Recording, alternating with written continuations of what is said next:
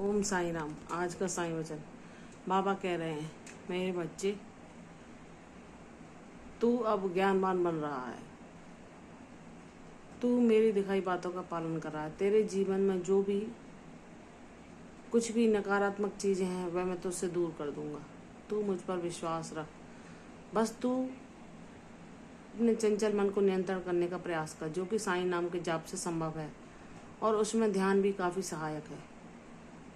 आज ये लोग जो तेरा महत्व नहीं समझते, तेरी हर अच्छाई में भी बुराई देखते हैं, वो उनके कर्म होने जाने दे। तुझे किसी से भी कोई ईर्ष्या या द्वेषभाव नहीं रखना। तुझे हृदय से सब कुछ क्षमा करते हुए उनके लिए मन में सद्भावना रखनी है।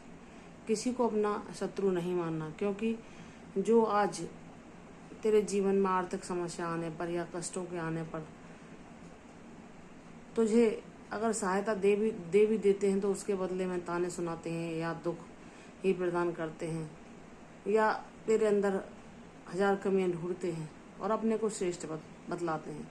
उन्हें यह अहंकार है कि उनके पास पैसा है, जिससे वह बहुत सामर्थ्यवान है, और इसी अहंकार के कारण वह अपने आगे सभी को तुच्छ समझते हैं, और वह समझते हैं कि तुम उनकी जी हजूरी करो, उनके दिखाए बातों का पालन करो, उनको ही तुम अपना भगवान मान लो। लेकिन तुम मेरे प्यारे बच्चे हो, तुमने सच्ची भक्ति की है। तुम कहते हो कि मेरे बाबा, मैं इनसे कुछ नहीं कह रहा, कि ये कहते हैं कि इसका दृढ़ विश्वास है कि बाबा इसके जीवन में सब कुछ करते हैं, तो क्या बाबा इसकी सारी समस्याओं को दूर कर देंगे?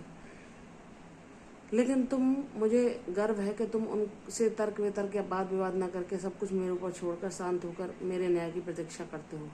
तो मेरे बच्चे, उन्हें उनके सभी प्रश्नों के जवाब मैं दूंगा। तुमने मुझ पर सबरी धारण करके, मेरी बातों पर विश्वास करके मेरे न्याय को अपने जीवन के लिए सर्वोच्च माना है, तो वह न्याय अवश्य होगा।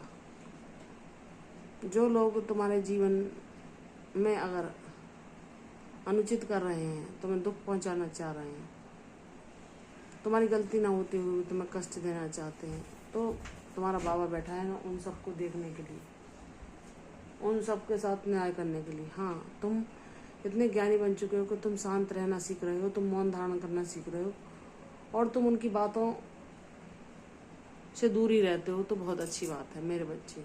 इस प्रकार तुम अपने जीवन में शांति को आमंत्रित कर पाओगे और शांति को पा सकोगे। ईश्वर का न्याय सबके लिए एक सा है। अगर कोई भी गलत कर्म करता है, क्योंकि बाबा से जो जुड़ जाता है वह तो बाबा उसको ज्ञान देते हैं, तो वह गलत कर्म कर ही नहीं सकता, और उसकी अंतरात्मा बोलती है कि यह गलत है, तो वह तुरंत ही पछतावा करके उससे दूर हट जाता। लेकिन जो लोग दिखावे मात्र के लिए ईश्वर से जुड़े हैं, वो अपने अहंकार बस दूसरों को दुख देते हुए भी जरा भी विचलित नहीं होते कि इसके बदले में हमें क्या मिलेगा, क्या ये ऊर्जा ही हमारे पास लौट के आएगी। तो मेरे बच्चे, क्योंकि वह ईश्वर को नहीं जानते, तुम बहुत भाग्यशाली हो जो तुम ईश्वर को जानते हो। ईश्वर ने तुम्हें अपना ज्ञान दिया है, ईश्वर ने तुम्हें बतलाया है कि जो जैसा करता है वैसा ही पाता है।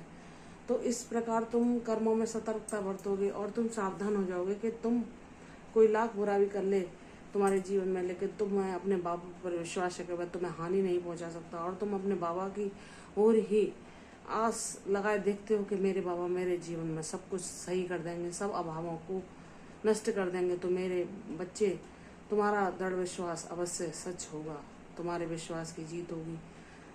वह लोग जो कहते हैं कि भगवान ऐसा क्या कर देंगे कि तुम्हारे जीवन में सब कुछ सही हो जाएगा, उसके लिए तो तुम्हें ही हाथ पैर मारने पड़ेंगे, तुम्हें ही हर प्रयास करना पड़ेगा। लेकिन वह ईश्वर के सामर्थ्य को नहीं जानते कि हम कितना भी कोशिश क्यों ना कर लें, अगर हम कर्म करते हैं उसमें हमें सफलता नहीं मिलती, तो वह ईश्वर की मर्जी होती है।